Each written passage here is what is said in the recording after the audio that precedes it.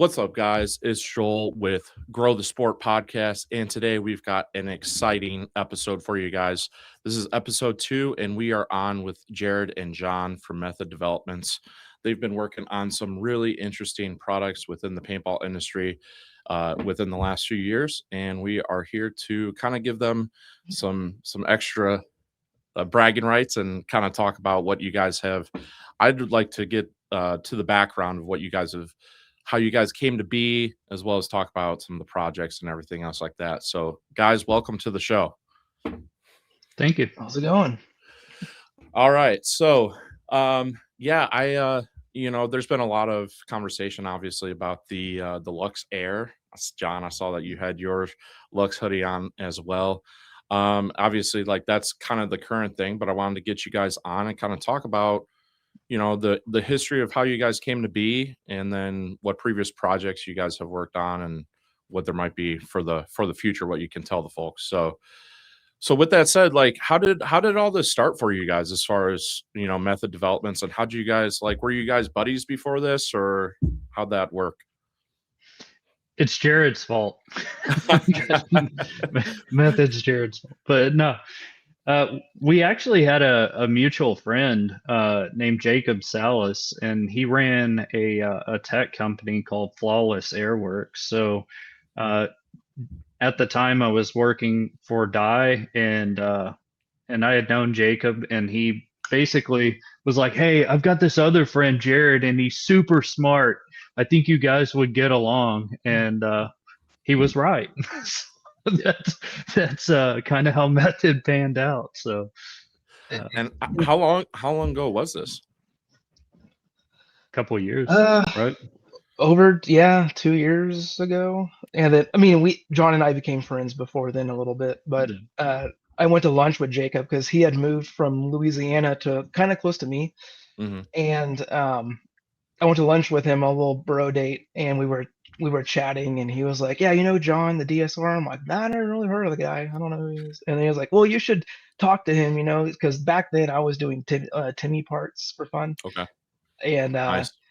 Yeah, and Jacob was like the tech, right? Just happened to live 30 minutes from me or so. So I went and had lunch with him and gave him a bunch of parts and just to try out.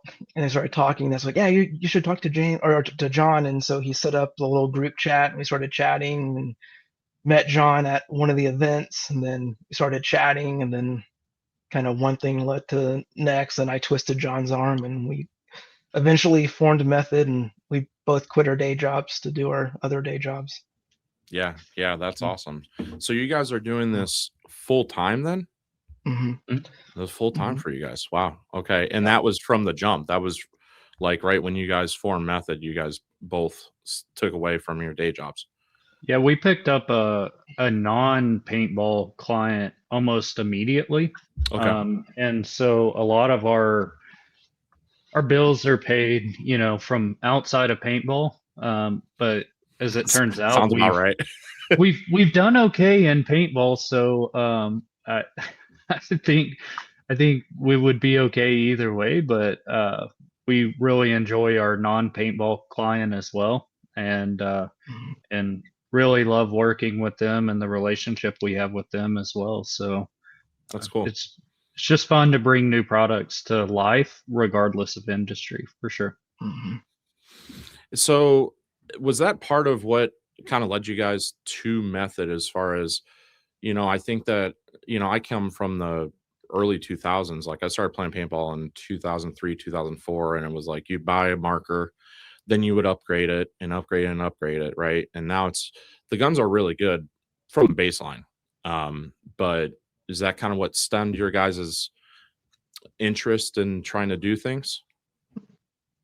I think it'd be different on one of the, who are you asked, but I would say my personal intro to developing things was I didn't like seeing 20-year-old parts being sold for $400. So I'm like, and it's a lesser product. So my start into it was I just want to make cool shit for less money. And then so I started doing that. And then John at the time was working for Dye, so he probably has a different view on that. But together, I think John and I just like to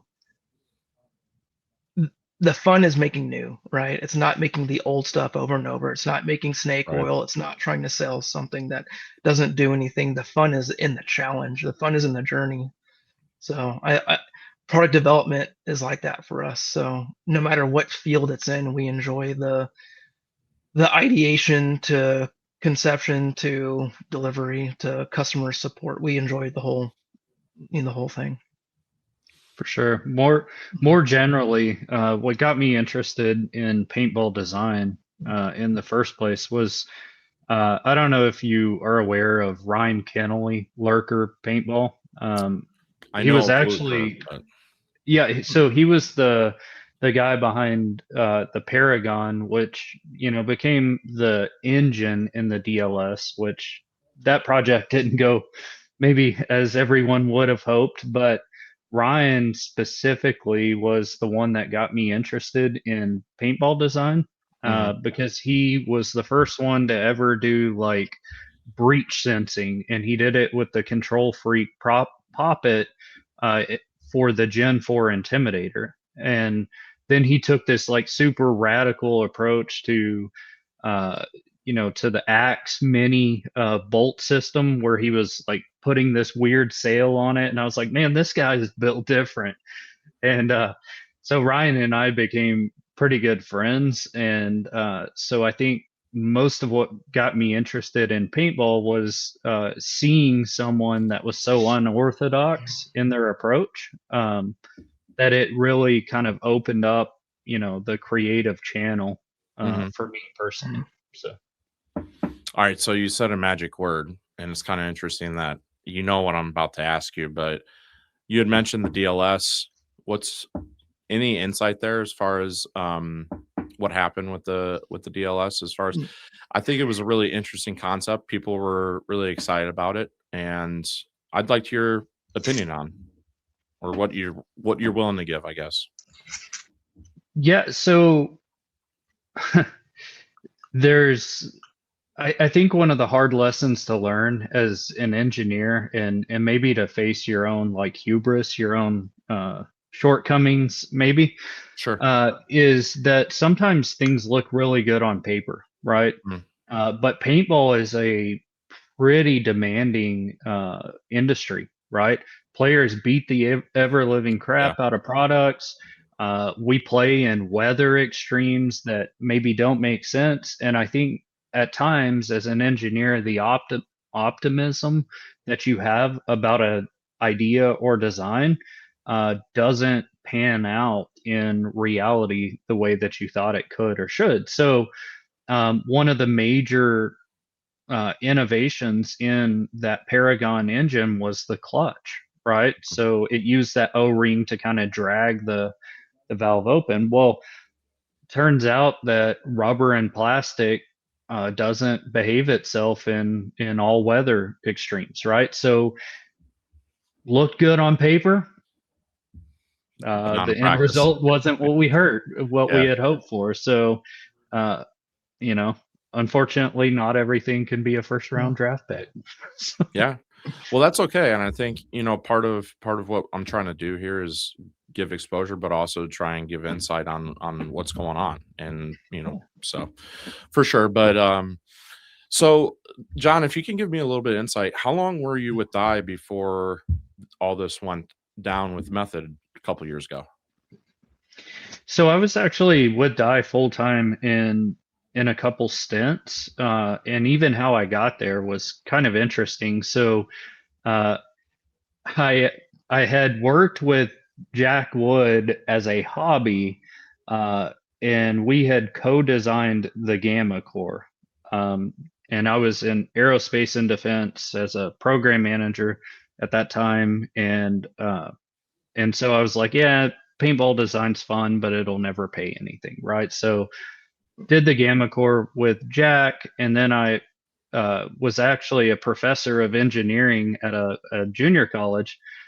And Billy Wing reached out to me because of an NT bolt upgrade that I had done also for fun. And he asked me to come on full time. I was like, man, you can't pay me enough. And they ended up making an offer, and I was like, you know what? Spending time with family, I'll take the pay cut, right? So, got into to work with Dye, worked there for I think 3 or 4 years, and then a personal tragedy struck. I started having a hard time coping with it, and took just an office job to clear my head. Um, and then Chris Williamson basically cleared some things out, and I went back to Dye for a couple years. And so I think maybe 5 or 6 years total. Okay. Yeah. Okay. That's awesome. And then, so Jerod, you kind of just did this on the side with the Intimidator stuff before you came in with John as far as the Method stuff. Had you ever worked inside the industry before Method? Maybe little odds and ends back in like, 04. Always for myself, but not for someone. But like triggers or little parts here and there, just little BS stuff, Sure. but Sure. never full time or any capacity like the later years. Like before this, like I worked in oil and gas and nuclear for my last stint before I quit and You guys, jumped. you guys are smart. Man. We work with smart people that we learn a lot from. Yeah. Yeah. Well, that definitely helps things, like Yeah. my full-time gig is anesthesia. And it's like, I'm Yeah. constantly around really, really smart people. And it's always kind of interesting conversations to have with people, because you never know what you're going to learn, which is part of the fun. Right. So, all right. So you guys came to form Method in the last 2 years. Can you guys give the listeners a little bit of insight as far as what's already been worked on? And then obviously we'll talk about the Lux Air here. Okay. Let's see. First, we worked on together feed necks, which we, made a small run of them, sold those out. DSR bolts, I think was one of the first things that we did together, just as like get your feet wet together and figure out how this kind of works. Did the DSR bolts. We did like axe poppets. We did random other tinny parts. On the background, we did our barrel as well. We have a regulator that we've been working on / testing for a while. That's no secret. It's on our site in terms of we have one. So we're kind of finishing up that as well. We worked with DLX with the idle / shocker drop-in engine. That was one of the big things. There's another client within Paintball that I don't think they want us to spill beans on anything that we've been working with on some stuff. And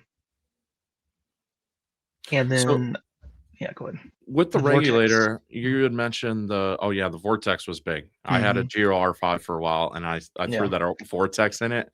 I was like, man, this thing is awesome. Like the R5 already is like a great platform, if you ask me. Like I'm going to be shooting a 180R this year just strictly because ergonomically, for some reason, I like it better, but I was going to use an R5, and I had a Twister R5 with Vortex in it for a while. I was like, I popped it in there. Actually, it was T2 that gave me the bolt at one of the NXL events this year. And he's like, here, man, take it, like do a video on it. Blah, blah, blah, blah, blah. And so Cody and I were out back at the store shooting it, and I shot like some Valken paint that we had brought back from the event, and almost got like a case out of a 77 and just super brittle paint because it was, a couple weeks old at that point. And dude, I was like blown away. I was like, oh my gosh, this thing is pretty awesome. So yeah, it's crazy. We didn't expect that much of a difference going from the stock core to that one. We didn't expect that, but when people started getting 30 feet per second jumps where they can drop pressures down you, that's felt in hand. But yeah, that was pretty wild. Just make sure whoever has an R5 to keep their sail O-ring fresh. They're 14x2, which is not the same as an 014. Keep it fresh. No, it's definitely not the same. No. Not anywhere the same. we probably get 10 messages a week, if not more, asking RR5 is just going poof poof, stock or not, right? And we go replace the sail O-ring, make sure it's not an 014 and it's a 2x14. They're not the same. Yep. Oh, I did put an 014. I figured. So. Right. No. Right. Yeah. Of course you did. So what's this tank regulator all about? Or is it, excuse me, is it a tank regulator that you guys are talking about? Or Yep. can you guys Sorry, I should have spill said any tank beans regulator. on that? Sure we can. I think we can now, John.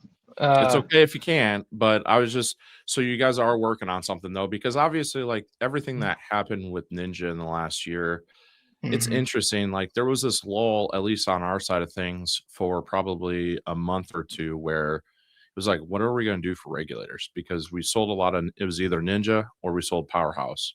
And then Ninja disappeared from the situation. Powerhouse was trying to keep up with the demand. But now you've got, you know, obviously Empire's in the market, Bunker Kings is in the market. MacDev, I guess, was going to come into the market, but they haven't. So now it's like the gap's been filled. But I'd be curious to see what you guys have to say about it. So similar to our philosophy on other things, right? Like we don't want to be a hashtag me too on anything. So if we're going to do a regulator, it's going to be done our way and it's going to be done in a novel way, right? So what you can expect is number one, there's already a patent pending on it, which is why we can talk about it. I think it's granted now, yeah. Yeah. So what? Okay. Yeah. So even better. But what that really means is that there is new tech in it, right? So unlike everybody else's reg, you know, this is an all new balanced design, and we're putting more and more features on it to really set it apart. So Jerod came up with some really cool mechanical bits in it that we think will resonate with players and make the user experience even better. And so we think that it will justify a new product. It'll carve out its own spot. That's awesome. That's awesome. So how soon are we looking at for something like this? Jerod? Good day. Probably a few months. A few months. Let's Okay. see. Yeah. You'll probably see some, you know, videos or footage or something, you know, in a couple months or something is my guess. So are you guys in a point, like, how does it work when you guys do a product as far as, you know, obviously you've got the initial design process and then R&D. How long do you guys spend trying to fine tune? And do you guys have people that you trust that you send, you know, prototypes off to that test the stuff for you, or how does that work? I think so. Low column A, low column B on that one. Depending on the product, you know, complexity drives unknowns. So the more complex your product is, the more time we have to spend testing and reassuring and things like that. Simpler parts, we can cut back on that a little bit. But yeah, we do have some people we send parts to for testing. Depending on what it is, we try to keep it with just us as long as we can. But at the end of the day, we can't maintain hours of usage ourselves. So once we feel the product is ready for release, we send it to people to test. And then if they have issues or any problems, then we'll go back and, you know, go back over the design, scrub it, make changes. But we're not going to release something like halfway. It's going to be what we think is perfect, which may not be perfect. That's at the point which we would put it out there, because paintball's notorious for, if you have a design and you send it out there and it has one single issue, then it's all of a sudden junk to the entire world, right? So, and then it's tainted forever. And method, we don't like to do that. So it's funny that you touch on that subject, Jerod, because I think that is definitely a huge problem. And it might just be just the culture in general, but it's definitely within paintball. As far as, you know, I grew up in a day and age when, in the early 2000s, when pretty much everything would have issues, and you had to know how to work on your markers and your loaders and stuff like that. And nowadays, for the most part, the markers and the loaders are just way better, night and day difference compared to where they were. And you bring up a really good point, which is sometimes people can be like overly critical, if you ask me personally, as far as as far as that goes. Yeah, loaders could be better. Dealers could be Wink. wink. Yeah, but you're right. You nailed it. Like I remember back playing in like the late '90s, early 2000s. It was like a good day was I only chopped 6 balls and my gun worked the entire day. Like that was an amazing day, and it wasn't like I had no issues. It was like I had minimal issues, but it was typically and like I ran a DM6 for so long, and like I was always changing LPR O-rings or Mhm. whatever O-rings possible. Like it was an O-ring hog, right? But the shot great. And then Timmy's was like there was always something weird happening, but I loved Mhm. them. I shot them forever too. And then yeah, you were always working on your gun, constantly working on your gun. Oh And yeah. you could probably build a gun in the parking lot with random parts from people, right? And you're like, I need a frame. I got a frame. Throw it over here and throw it on and start piecing it together. Yeah. So what Yeah. Jared just touched on, I would say, to give credit where due, um, I think that's where Jack Wood specifically influenced the design ethos of the industry as a whole, Mhm. right? Yeah. So before that, all those things that Jared was, a lot of those things he was talking about were there to allow the player, more adjustment, right? Mhm. So it gave you tunability, and maybe that was right for that day and time and the general, technical aptitude of people, whatever. But as paintball has kind of branched out and people of all ages and technical backgrounds have kind of come in, Jack made products that appealed across the entire spectrum, right? So restrict the LPR adjustment, make sure that it always works. And I think that you can see kind of that evolution between the Gamma Core, which, we did, and then the DSR was a step for die in that direction, right? Mhm. And then the Air, I think, is really the next boss in that direction, because the Air has all the functional characteristics of a Gamma Core, but in my opinion, is a better overall engine. And so it mechs extremely well, all temperature variations, and it shoots soft, right? So, and I think that it handles paint extremely well. So I do think that that kind of evolution in the industry owes a lot to Jack Wood specifically. I agree 100%. It's something that I was thinking as we brought up the conversation, Mhm. as Jared brought up the conversation, but it's not something that necessarily I want to bring up all the time. But yeah, I agree 100%. It's funny because, for example, when the EMEC first came out, I didn't realize at that time the level that the EMEC would affect things. And then with the GOR5, when we first received the GOR5, I asked Cindy over at Planet Eclipse, and I talked to Mhm. Jack Wood about it. I said, I remember sitting there on Saturday morning. Jack Wood was nice enough to spend an hour with me talking through the Mhm. dynamics of the GOR5. I was like, so, is this going to be your guys' high level marker? And he's like, no, we're still sticking with the CS3 platform. It's like, that's our try and true. And I was like, really? Like over this? And I thought that this was going to just completely take over market, but our sales, I think, is more towards the CS3 Pro platform. Mhm. And it's interesting how they were so confident and so right about that. And it really boils down to players just want unbreakable, or as unbreakable as possible, I guess, and completely So different than 15 years ago. Agreed. And it's funny you mentioned those specific markers, because the R5 like specifically what it kind of gets wrong, if you want to say that, is the SFR range of adjustment, right? with the brass SFR in particular, struggles in cold, right? And like I empathize with Jack on this, because it's like, yeah, but nobody ever recommended the brass SFR all the way down in the cold. In fact, Planet recommends the opposite. People run it like that and then blame the design. And it's like, come on, man. Like, at some point, we want to give you more, but it's like, with great power comes, I Great don't know. responsibility. Yeah, I'm Great not even responsibility sure. of knowing how to use your Yeah. stuff. Yeah. There's definitely that tune of things, like the LV2.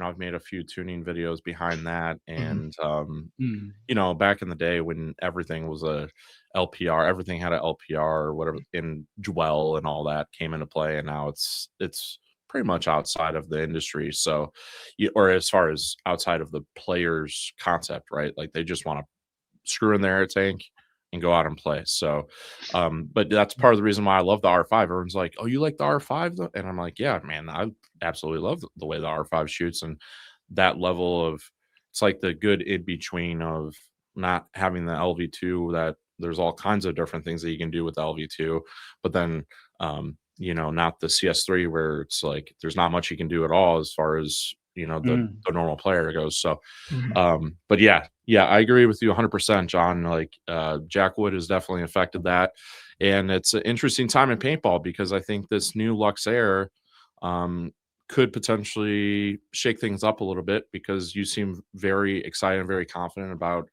the bolt system with it, as well as, I mean, the entire marker is completely new, right? So I will let you guys talk. And I mean, I know that we did a video at World Cup already, and I obviously want to have a meeting with probably Adam on the air as well. But for first of all, how much of, or what you guys can at least tell me, like, how much of this, how much time did you guys spend on it, and when did it start, and a little background behind it? I gotta look back, John. Hang on, I don't remember. It all's a blur. I mean, the whole process has been probably almost a year. That's got to be about right, I think, John, for the air. Seems like that. Yeah, it seems like right at a year. But we originally talked to Hans over there at DLX, because he wanted to talk to us about getting some fresh ideas, right? It's kind of what we just touched on, that what made the Lux huge is the exact thing that makes it not good for today's climate. It was complex. It had a lot of machining. It was like a gunsmith, like Rolex watch, right? And that's what drew people to it in that time. And they quickly realized, like, hey, the climate's changed. People they don't care about the stuff that was once cared about.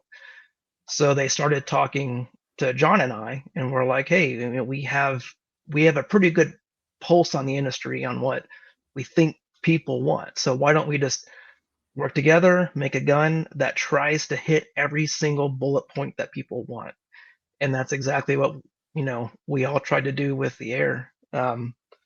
Whether it's it goes from the trigger shoe to rechargeable battery to sealed breech to the old Luxus had a quick what do you call it, a toolless frame latch, right? But when it works great. But a lot of times, yeah, they broke and the little brass pieces broke off. So we compromised on that, and instead we do like a pivot design on the front and a single screw in the back. So kind of like their Shocker Era does. It's a very similar way. So it's a single screw. It's a trade-off, but we felt that was good.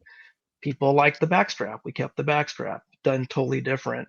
The lever for the ASA would droop down below, and you couldn't sit on a table, and they do kind of weird stuff. So that was one of the must-haves that we improved. The gate, the O-rings on the old gate would start to wear out, and your gate would be floppy over time and wouldn't latch or tingle, jingle around and things like that. So this gate is simpler how it's done, effectively does the same thing but better with less parts.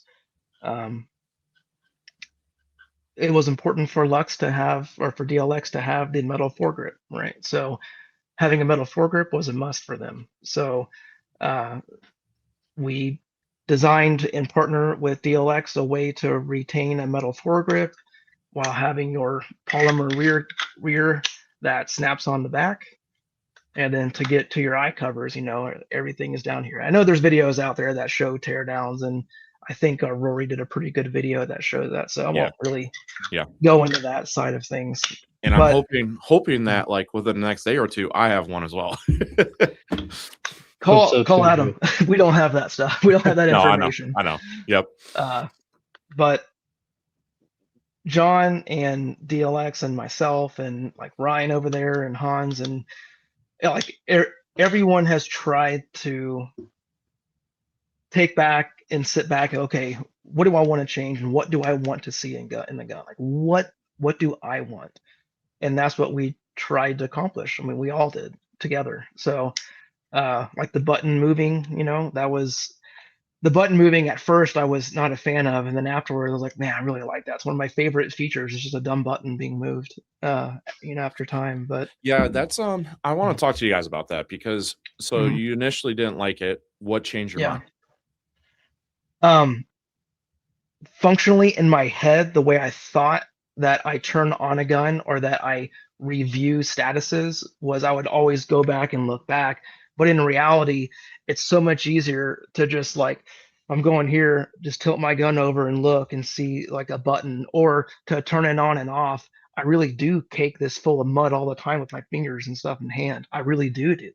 And I have turned off guns before by hitting that. And the more I kept thinking about it, the more it's like, yeah, it's a solid idea. And I really like having the button here because when I turn it on, I can actually just reach back one finger, press it on, and go back to it. I'm not like grabbing my hand, looking down, doing this kind of thing. It's just literally do, and I'll keep going.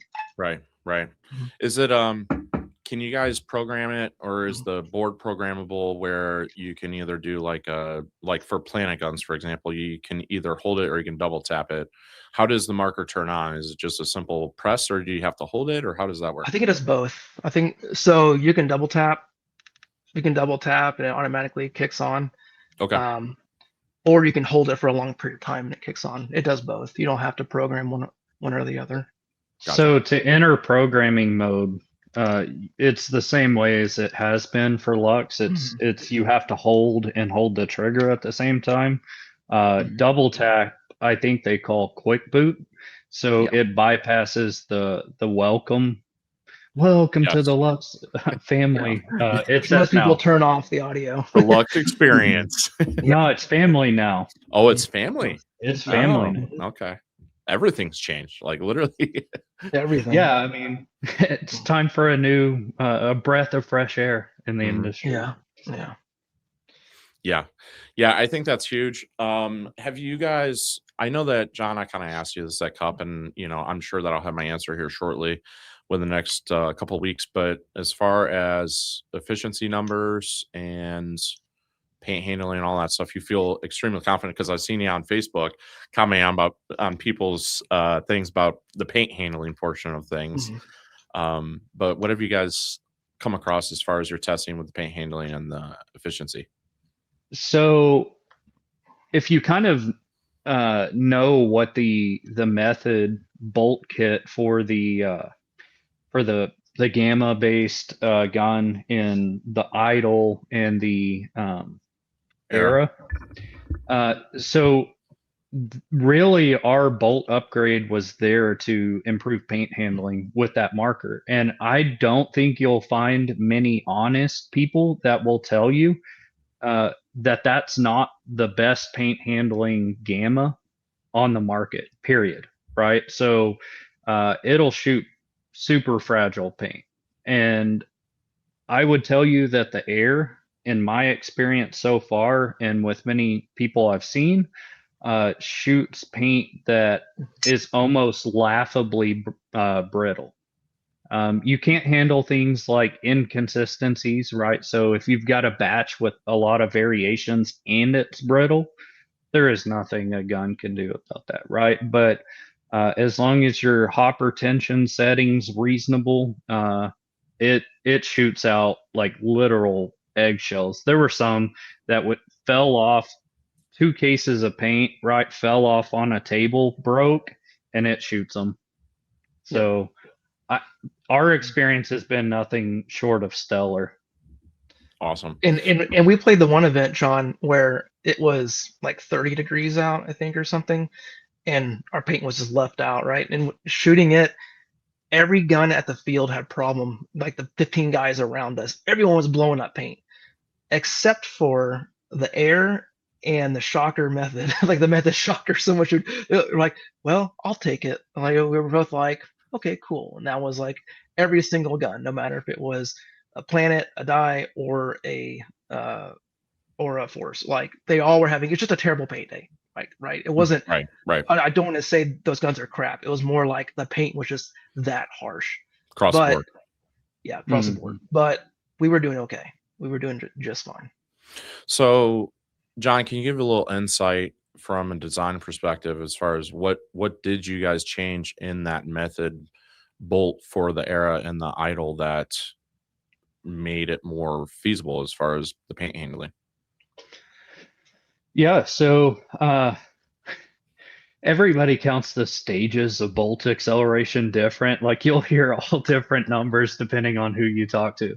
We added another stage because 20 isn't enough, right? Like the reality is that the initial run up to the ball, so the take up, as it were, between the detent and the bolt face matters a lot, right? And actually, it's not just that, it's a little beyond. So if you think of your paint in the breech, it's clearing that opening at the feed neck. Everything that happens prior to that's the most critical in your paint handling. So we added basically a little skirt at the back of the bolt. So if you look at our bolt in our kits versus a normal gamma bolt, where right after the O-ring it's just a blunt end, ours has that little sail. Well, that sail is the major difference. So it gets you beyond the critical points for paint handling with a much more gentle acceleration. So that's really the magic part.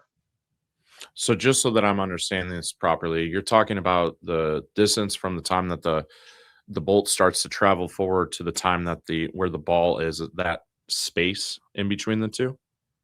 Yeah, so the bolt face is pushing the ball. No air is being fired yet, and it's pushing it, and you've got the feed net comes down. Well, most paint explosions happen because the ball wants to settle into the bolt face. It hits the detents and jogs up. It does something goofy like that and clips the front edge of the feed net where it comes down.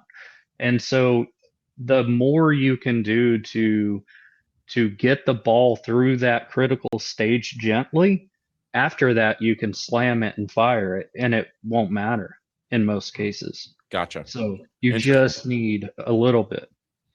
Very interesting. So how did you guys, like, what was it that made you guys realize that? It's a trick that I wouldn't take credit for. I mean, even if you look at the Empire Axe, which traditionally has pretty decent paint handling, if you notice, there's actually 2 O-rings on the back of that bolt. So most people don't know this, but there's actually a little check valve, and it splits the air. So the air comes out from your solenoid and it splits. The one that goes to the back actually runs through a tiny little hole. It's like 0.5 mil hole. So it does the same thing between those 2 O-rings. It's very gentle until the back O-ring gets beyond the bigger hole, and then it goes fast. So that trick, the Taiwanese dude that came up with that design, I would say probably was the interesting first one I know of. Okay. but yeah. Very cool. Well, this gun, I'm the Air. I'm very excited to see what it's all about. And you guys, I've already shot the Method Shocker. I did a couple of videos on the Method Shocker, and I did a bolt comparison with the Idle and between the Adrenaline, the Method, and the regular stock core. Mhm.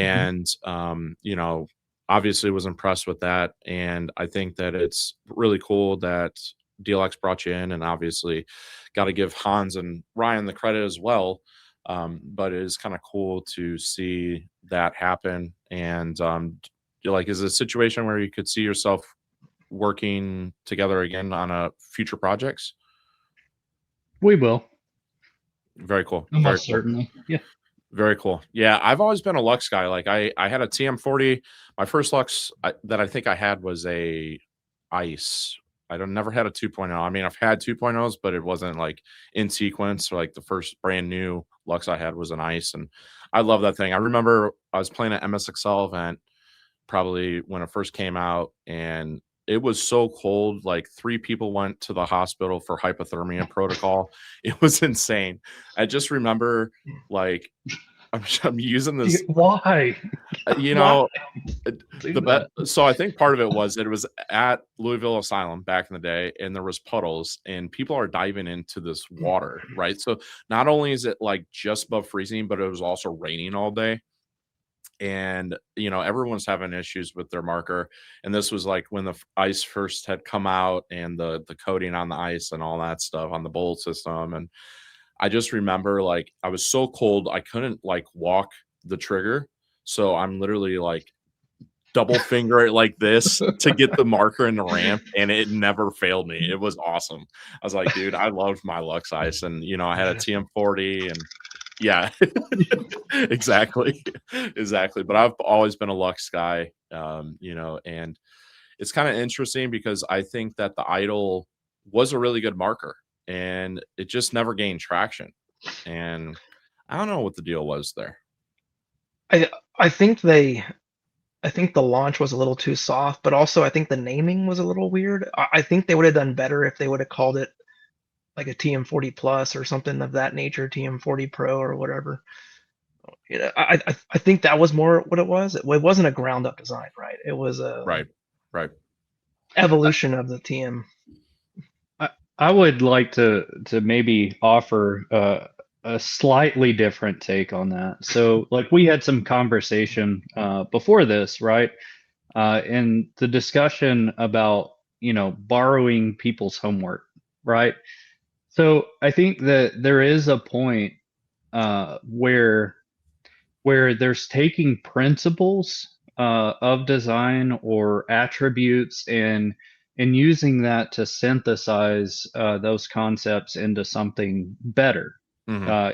It's new, and I would tell you that that was one of the other things that we wanted to do with the method gamma, right? So if you look, it's not just a repack; it has innovation in addition, right? Uh, so it's not just another version of the same regurgitated design, right? So I would make that criticism toward the current Australian offerings, right? Those are just, there's no innovation. It's just straight the same thing, right? And I think you get to a point where uh, people want to see that you're putting effort into it and not just milking them for every dollar. And so that's where I think where we come in is to say, look, guys, if you're going to expect the customer to pay more, then we have to do more, You have to right? offer more. We It's have to that offer simple. more, and we have to offer something better, not just the Apple iPhone model of change some colors and a camera or something and call it new, right? Like we have to do actually new. Otherwise, we're doing a disservice to the players. And as method, we're not interested in that. Yeah. Oh, go ahead, Jared. To go back, like your original or one of your first few questions is like, what brings you, like, what brings us to do this kind of stuff? And it kind of goes to what John's saying right now is it really irks us to see the same thing over and over, Hmm. and it's like that's just really boring, so bringing new is the fun part. So, and I think people, it's not good for the sport to be stagnant in the options, right? And maybe people think of this differently, but having more than one really good option doesn't mean less money. Like you're like splitting up money between the OEMs. It's not like that. It's like the more options, the more people are gonna get drawn into it and buy more. It's the options that people like. It's not the we have this one good one that works and everyone's gonna buy this one. Like no, it's not. That's not what people like. People like customization. They like personalization. They like getting on bandwagons and teams. And I don't mean like playing teams. I mean like I'm Team Lux, I'm Team Planet. Like Right. that drives sport. That's sports in general. Like I am a Texans guy, whatever it is, right? So having the options, good options, helps everyone. It helps the sport grow. And that's why the sport, part of the reason why in the 2000s, why it was so great. You had so many options. You could just go wherever you want and like I want to try this out, and it's completely different, completely new, and it quirks. It was good, it was bad, whatever, but you had fun trying it. Mhm. Yeah, I think on my side of things, it's one of those where I look at it and go, I think Planet has captured such a large market share of the marker industry, and we're going to talk about the elephant in the room. Planet has really captured the market, and it seems like everyone wants to do that. And to John's point, I think you're referring to the GTX platform. And, I asked Federico about that. I said, hey, I'm going to have Federico on the show as well. But this thing is like the same thing. He said, I don't disagree. He's like, we'll He's own a that all great day dude, long. by the way. He is, Federico's a friend, so he's a yeah, great dude. great dude. And I said, and they owned it. And at least they owned it. And they never backed down from it, which I do appreciate. But there is a lack of innovation, if you ask me, from what it was 10 years ago. And I think that's why people are so excited about you guys specifically, is because of the fact that you guys are bringing back some of that, and it makes people excited. But I think, me personally, seeing it from my side as a retailer, there is a lot of fight on market share. And I've said this to some other people I've been dealing with. Everyone's so focused on fighting for a larger slice of the pie, but not making the pie bigger. And that's one thing that I want to change. And that's part of the reason why I'm doing this podcast is, it's literally called Grow the Sport Paintball Podcast, because I'm going to have field owners. I'm going to have people inside the industry. Hey, what do we do collectively to do this? Because I don't think it's just as simple as saying, hey, listen, the NXL is the only answer. I think it is partial and part of the answer, but there needs to be innovation. There needs to be cooperation with each other to say, hey, listen, we're not fighting over, we don't have 4 different marker manufacturers fighting over each other to get this one customer, and lowering prices and doing this and doing that. And let's go find new customers. Let's go make this sport more popular. And I think that's really part of the answer too. And Jerod, that's a great point, because I think like there's room at the table for everybody. And I think that it's a nasty part of our industry that's currently happening, is everyone's fighting over the same market share. I just think it's a mistake. And it Yeah, becomes a race to the bottom if people like, and that is just, again, it's not good for the player at the end of the day. Is it doesn't do anybody any good for us to all just go and find a different set of Asian manufacturers and try to undercut each other's price, right? Like that's not good for anybody long term, and I guarantee it's not good for the industry as a whole. Yeah, and what's really interesting too is paintball prices. Like prices of paintballs, prices of all the product, pretty much all the product has probably, if you consider inflation, it's actually gone down, right?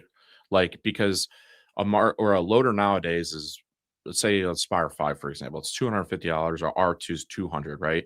Okay, well, I remember when the original rotor first came out and opening it at my house, and I was like pumped, and I was like a teenager.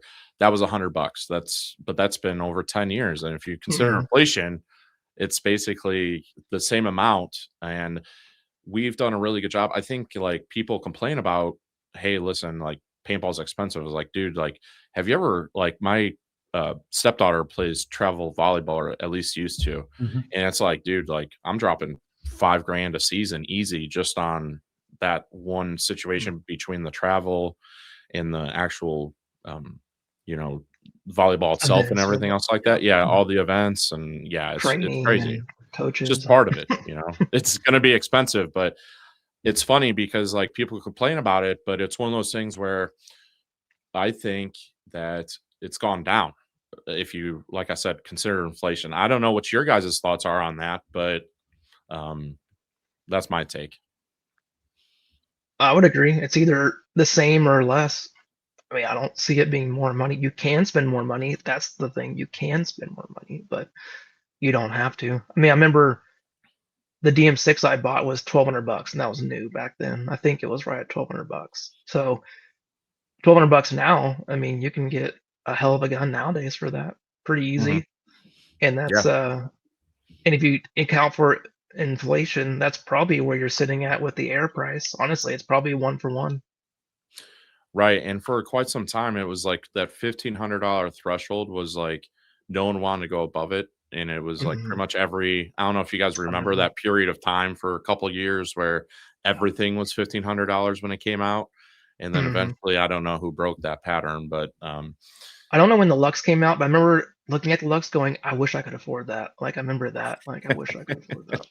Mhm. yeah, trust me, same, same. That's why I had to wait till Lux Mhm. Ice was once I got out of school and was making Yep. big boy Mhm. money. That was actually one of my first purchases, That's believe what it or not. that is. Yep. What? The Which brown one is one, that, John? Yeah, I see it. that's the ice. It's a nice. Okay, Mhm. nice, nice. Yeah. Nice, So, nice. one other question I did have for you guys. You had mentioned kind of less parts when it comes to Lux Air. Um, Mhm. I do know, like, I really like the Prolock system when it came to the frame, as far as the toolless frame. Mhm. Mhm. But with that said, I do understand where you guys are coming from on that, because there was, I mean, teching those things when they went wrong, teching those things was a nightmare as far as all the little pins and all the different things that you need to do. And they weren't standard across the board. There's different size pins and there's bearings and all that stuff. It's Um, gunsmith work at the end of the day. All that stuff was gunsmithing. Yeah. yeah. Yeah. Mhm. Is that kind of in the design in general, would you say that's kind of a common theme throughout the Air, that there's less parts? Because that was one of those things, like, for example, the eye cover on the older Luxes, you had the magnet, then you had the little tiny spring, and then you had the D10, and then you had this and that. Mhm. Yep. It's not less parts for the sake of less parts, right? So every single part carries with it variation, right? So tolerance, variation, whatever. So every part you Mhm. add, every bit of complexity you add makes the potential variation at the end of the puzzle a much wider variation. And so parsimony, simplicity in this way, right, ultimately improves the end user experience, or it makes for a more predictable end user experience. And so for Jerod and I, kind of the most elegant engineering language or ethos is the one where you can accomplish the most with the fewest amount of parts or with the least overall complexity, right? Mhm. Yeah. It's almost like the U.S. You know, we won the world wars because we could outpace in production, right? So the German designs were very intricate and they didn't scale well, right? So that leads to a host of other problems. And Mhm. so I would say a lot of this is coming at it in a way of why give ourselves so many opportunities for a defect when we can just simplify and make make a better end product. And simplifying is harder than just doing solutions on top of solutions. Like it's more difficult. You will spend hours or days on one item trying to think of ways to combine duties and things like that. It's not easier. It's harder. But most people think less parts. Oh, you're just trying to cheap out, and it's not really. Like for instance, the back cap on this, right? This one component right here does like which is inside of the cap. Mm-hmm. I think it was 5 or 6 duties. Like it's doing 5 or 6 things. And the typical approach would have been, well, I need 5 or 6 components to do all these things. No, we're going to try to make one component that does all those things. So it'll be easier to assemble, easier to diagnose, easier to manufacture. It'll do its job better because it's less mating parts, like John was saying. You don't have a stack up of 5,000s here, 5,000s here, 5,000s here, 5,000s here. Oh shit, it doesn't work now. Yeah. So Yeah. It's that philosophy everywhere. It's trying to pick and choose when I have to use more parts than I would like to use. So, and it takes a lot of time doing that. It's not easy. The easy solution is the German approach, and it's like, oh, I need to go from here to here. Well, let me go up and around and over, make a manifold in this part, and this part, and this part. Oh, I'm here. No, why don't you redesign it to do the job better? Yeah. Philosophy. Yeah. And it's also like, I know it's a headache on your guys' part and Han's part and Ryan's part when it comes to all this, but it's also easier to tech because like I can take a CS3 completely apart and put it all back together, and I know the O-rings in my brain. I can pretty much tell you all the O-rings, and I can tell you how to, and it's just like you said, there's one part for multiple jobs, and it makes things easier. So it's going to be like, that's going to be cool. Like I'm excited to actually take one apart and use one for a weekend and do some YouTube content on it. And for everyone that's just listening, I would encourage you guys to head on over to the YouTube channel, because there's been a few times where we're referencing the marker. Jared's got a marker in his hands, and so does John, just showing you guys everything about it. So, but yeah, guys, I'm really excited. And the price point, I think DLX did themselves an awesome service by pricing it underneath their competition and going back to a price point that's a little bit reasonable. Like times are tough right now, and it's a good price point, and I think it makes it extremely competitive in the market that we're in right now.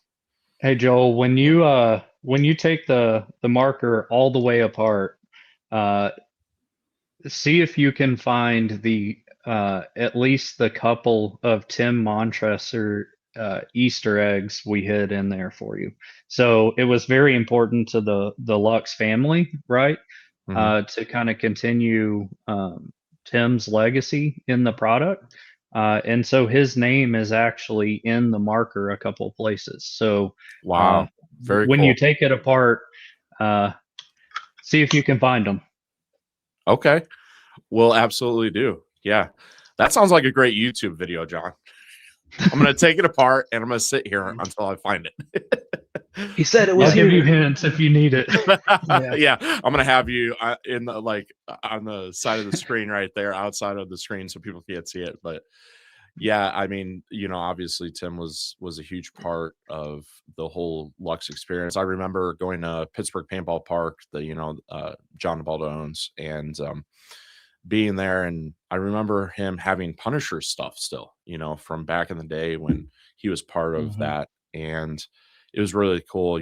I have quite a few different things from him that he's missed, and it's awesome that you guys did that. So I will definitely keep my eyes open for when that happens.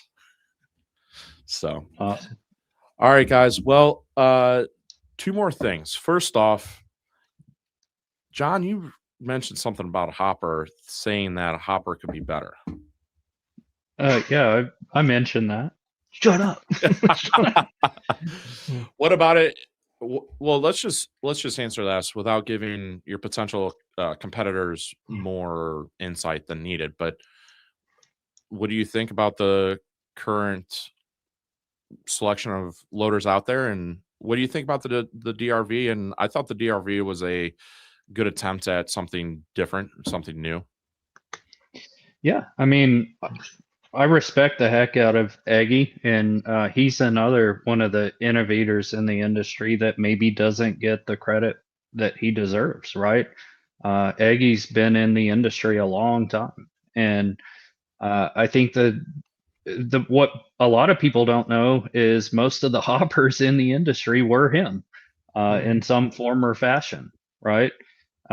So the DRV is certainly his approach at solving the problems, and just like we said, Jerod and I tend to think that we have a unique perspective on how to solve the same problems, and so we just see opportunity. Gotcha. That's all. What's Yeah. your thoughts on the Spire 5? I love it. That's what I use. John? John's quiet right now. Could be better. So, that's it. I like All the- right. yeah. Okay. That's all you're going to give me. I mean, I have every hopper I think in my office right now, and I think that's probably the one I choose not 9 out of 10 times. Yeah, for sure.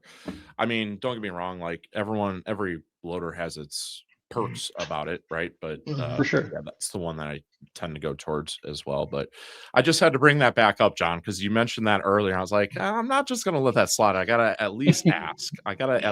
That's gonna be part of this podcast, is asking some interesting, potentially uncomfortable questions. So, but Oh, good. so what's in the future for method developments? Or what can you tell me? Anything, any insight there? We're just getting started. Yeah, just That's know we're the- just gonna we're not stopping. We've got some pretty big things in the works right now as a business, which could mean big things for customers. So Great. I don't want to give anything away right now, but Yeah, no, I understand. we're busy. We're busy. Would you say that you're spending the majority of your time on markers? Because like a lot of your guys's products have been, like the DSR bolt, the method bolt, the air, all that stuff. Would you guys say that you're like, that's kind of where you're spending your future focus? And is that where you guys want to stay, or is it kind of spreading out as well? Yeah, you can come into the industry and talk a big game, but you have to prove yourself, right, to customers, to the industry, to other potential clients like Lux was, right?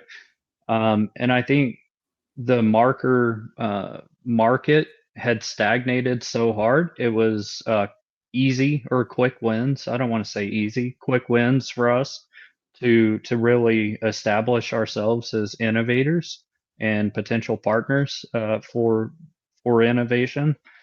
But I would actually say a majority of our time spent outside the paintball industry. So as things evolve and shift and whatever, I think that you'll really get to see what we're actually capable of. Just meaning like spending more time on things. Taking on more ambitious projects, right? So so the Air was the most ambitious paintball project we've taken on to date. Sure. And I think that again, we have to establish ourselves. Like if we ever want to continue to do bigger and bigger things, we have to prove to customers that when our name is attached to a product, that it's not just hype, that they're actually getting some value for their money. And so we don't want to be a flash in the pan. We don't want to be, grifters. We want to prove to customers that when we're associated with a product, you're getting innovation. And so I think you can't do that overnight. And I think for us, the hard products, marker parts, were a good way to start that ball rolling. Yeah, And to for add to sure. that, go ahead, Joel. No, go ahead. To add to that, a lot of the products we do now are kind of not ours. They're other people's products. So we're trying to shift from being, doing things for other people more or less to trying to do things we want to do. So right now we're doing the things we have to do, but we want to do things that we want to do. So we have a whole list of stuff that we want to get to. It's just finding that jump off point to kind of switch gears. So that's where Sure. we're kind of in the middle of that switching gears. Yeah, for sure. I mean, yeah, I get what you're saying on that front, and having like, because I definitely think that it's going to be really interesting when you guys are just come out with like completely whatever it is that you guys decide to do, as far as like something that, is 100% new. But I mean, that's, I think part of it with the Air is that's what's interesting about it. And I think that's what I mean, that is right now when it comes to our side of things from a retail perspective, that's what everyone's asking about. And that's what's exciting, because not only is it obviously it's good for business, but it's also like you had mentioned before, Jerod, like it's getting people excited about products again. And I think that it has definitely stagnated. So Yeah. super excited for whatever you guys are bringing.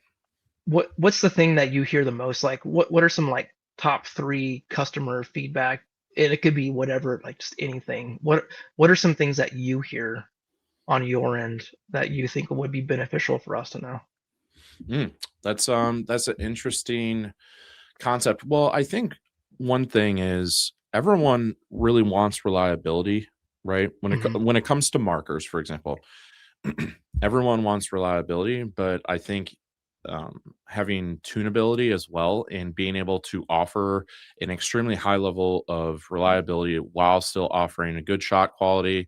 And because like for me, I don't like the way the CS3 shoots, but almost everyone chooses to shoot the CS3 because of the reliability factor. They don't want it to break down in the middle of the point. I've had quite a few people come and bring an R5 to me and trade in or whatever marker, right?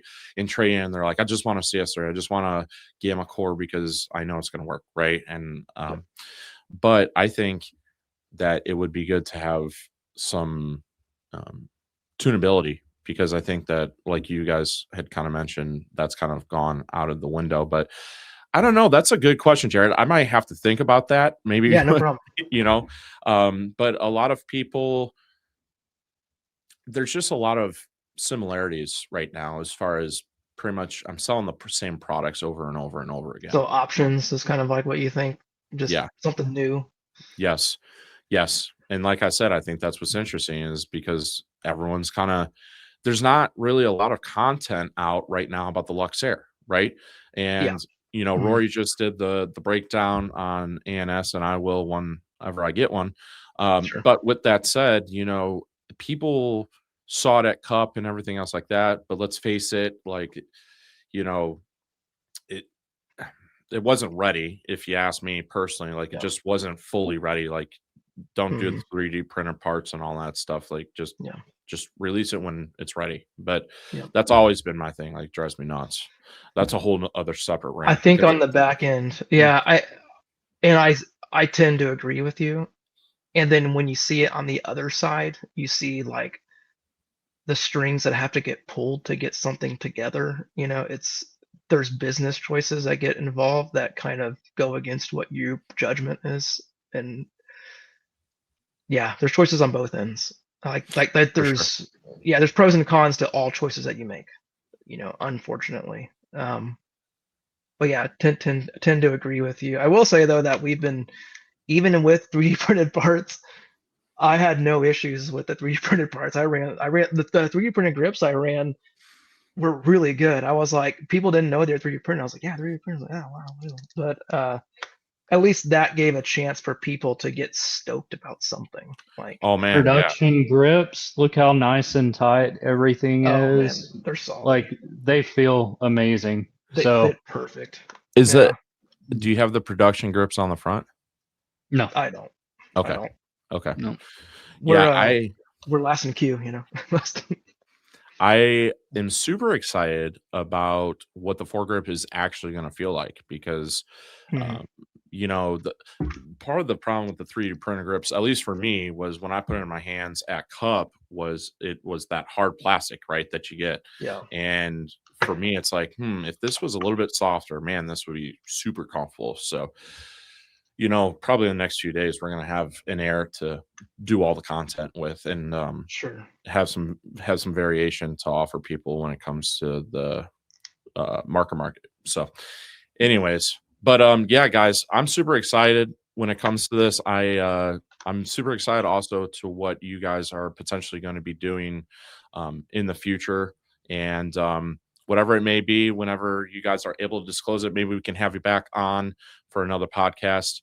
But thank you guys so much for your time. I know that you guys have a meeting coming up here with somebody else. So 30 minutes. with that Yep. said, I didn't want to keep you guys for too long. I thank you guys for being on, and hope that you guys have a good remainder of the week. And you know, I'm super excited about the Air. Awesome. Thank you Well, very thank much, you, Joel. It's Joel. good to meet you. Yes, absolutely.